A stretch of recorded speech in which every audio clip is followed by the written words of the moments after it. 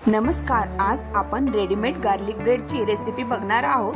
तुम्हाला इथे दिसत असेल मी गार्लिक ब्रेडचे एक पॅकेट घेतलेले आहे व 3-4 इथे चीज क्यूब घेतलेले आहे। आता गार्लिक ब्रेड करणार म्हटल्यावर इथे आपल्याला लसूण लागणार आहे व काही बटर।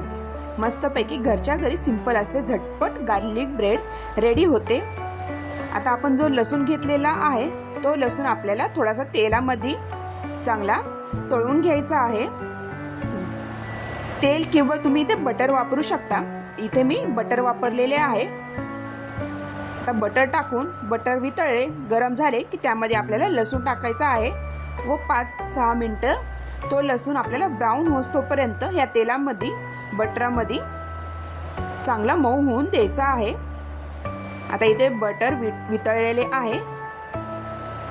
आता त्यामध्ये आपण घेतलेला लसूण आपल्याला इथे टाकायचा आहे।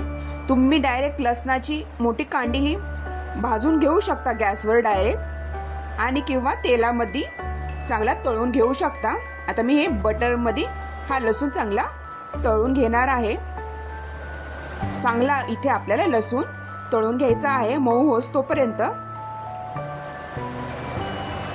आता तुम्ही इथे बघू शकता छानपैकी इथे लसूण आपला तळला गेलेला आहे। तर करपलं नाही लसूण, चांगला मऊ असा इथे लसूण झालेला आहे। आता हे गार झाल्यानंतर आपल्याला हे मिक्सरच्या भांड्यात वाटून घ्यायचे आहे। तुम्ही चमच्याच्या साहाय्याने क्रश करून घेऊ शकता। मी इथे मिक्सरच्या भांड्यात गार झाल्यानंतर हे लसणाचं आपण तळलेले लसूण यामध्ये टाकून त्यामध्ये थोडीशी आपल्याला कोथिंबीर टाकायची आहे। कोथिंबीर, बटर व ओरिगानो इथे आपल्याला वापरायचे आहे। छान इथं गार्लिक ब्रेडचे जे आपण वरतून गार्लिकची पेस्ट लावणार आहोत इथे रेडी होते। तर इथे मी थोडेसे अजून बटर टाकलेले आहे। तुम्ही चमच्यानेही जे गार्लिक लसूण घेतलेले आहे ते क्रश करू शकता। थोडंसं मीठ मी इथे किंचित टाकलेले आहे व थोडंसं ओरिगानो इथे टाकणार आहे। आता हे सगळं टाकल्यानंतर आपल्याला मिक्सरच्या भांड्यात बारीक करून घ्यायचे आहे। थोडंसं ओरिगानो मी इथे टाकत आहे। आता मी ह्याची पेस्ट करून घेणार आहे। तर बारीक अशी पेस्ट झालेली आहे। एका बाउलमध्ये आपल्याला प्लेटीत काढून घ्यायचं आहे आणि जो आपण गार्लिक ब्रेड घेतलेला आहे त्या ब्रेडला आपल्याला हे थोडे थोडे करून लावायचे आहे।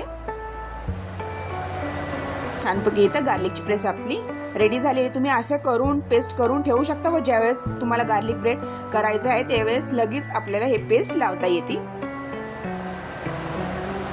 ही पेस्ट रेडी झालेली आहे। आता गार्लिक ब्रेडला मी हे थोडं थोडं करून सगळं लावणार आहे। तर जो आपण गार्लिक ब्रेड घेतलेला आहे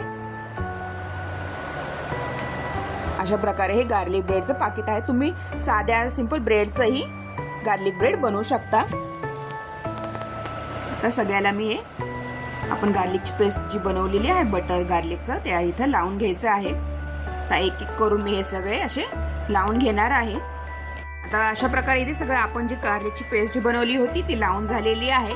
आता इथे आपल्याला चीज क्यूब आपण जे घेतलेले होते ते किसून यावरून टाकायचे आहे। तर मी एक एक चीज क्यूब भरपूर असे चीज या गार्लिक ब्रेडवर वरतून किसून टाकणार आहे। सगळ्या ब्रेडवर आपल्याला असेच चीज क्यूब किसून टाकायचे आहे आणि आपल्याला तव्यामध्ये हे गार्लिक ब्रेड बनवायचे आहे। तव्याला आपल्याला बटर लावून हे सगळे आपण जे गार्लिक ब्रेड बनवलेले आहे ते ठेवायचे आहे व छानपैकी क्रिस्पी खालनं होईपर्यंत आपल्याला हे चांगले भाजून घ्यायचे आहे जेणेकरून आपण जे चीज टाकलेले होते ते मेल्ट होणार आहे। आता इथे सगळं चीज किसून झालेले आहे आपले। आता हे एक एक करून गार्लिक ब्रेड आपल्याला तव्यावर ठेवायचे आहे। तर मी साईडला तवा तर गार्लिक ब्रेड इथे झालेले आहे। थोडंसं ओरिगानो मी वरतून स्प्रिंकल करत आहे।